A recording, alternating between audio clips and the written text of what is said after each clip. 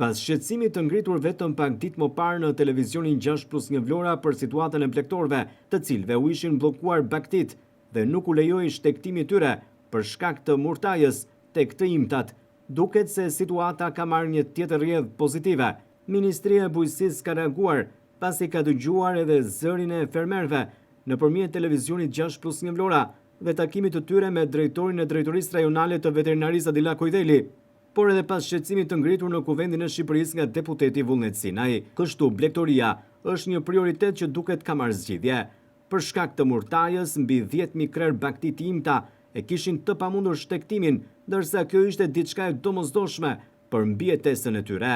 Ministri e Bujqësisë Anila Denaj ka firmosur orët e fundit urdhrin për lëvizjen e këtyre kafshëve të gjalla. Pikërisht në këtë urdhër thuhet, Ministria urdhëron ndalimin e përkohshëm të lëvizjes së kafshëve të gjalla, të llojit dhen dhe dhi, nga ferma në fermë, shtektim dhe kullotje në kullota në të gjithë Republikën e Shqipërisë. Ndalimin e përkohshëm të tregtimit të kafshëve të gjalla, të llojit dhen dhe dhi, në tregjet e kafshëve të gjalla, mjediset të hapura, panajire dhe grumbullime të tjera në të gjithë territorin e Shqipërisë. Në ndryshim nga pika 1 e këtij urdhri, shtektimi dhe kullotja në kullotat e kafshëve të gjalla të llojit dhen dhe dhi është i mundur vetëm në rastet kur plotëson të gjitha kërkesat e mëposhme.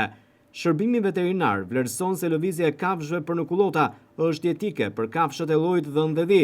Shërbimi veterinar, nga ku do të lëvizin kafshët drejt kullotave, duhet të kontaktojë me shërbimin veterinar rajonal që mbulon jurisdiksionin ku ndodhet kullota dhe të njoftojë në cilat kullota do të shkojnë kafshët.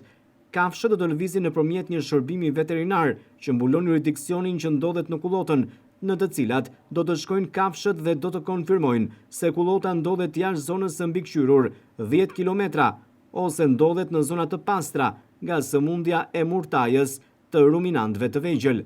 Kafshët lejohen të lëvizin drejt kullotave vetëm kur rezultatet e analizave rezultojnë negative për sëmundjen e murtajës dhe të shoqërohen me certifikat shëndetësore veterinare të lëshuara nga veterineri zyrtar.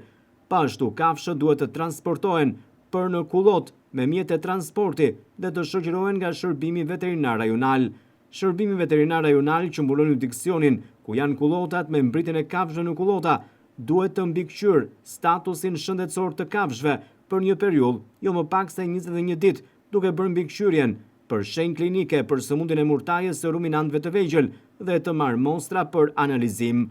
Procesi lëvizjes së kafshëve për në kullota koordinohet nga mbikëqyrësit nga Drejtoria e Përgjithshme e Autoritetit Kombëtar të Veterinarisë, thuhet në urdhrin e firmosur nga Ministria e Bujqësisë Anila Denaj.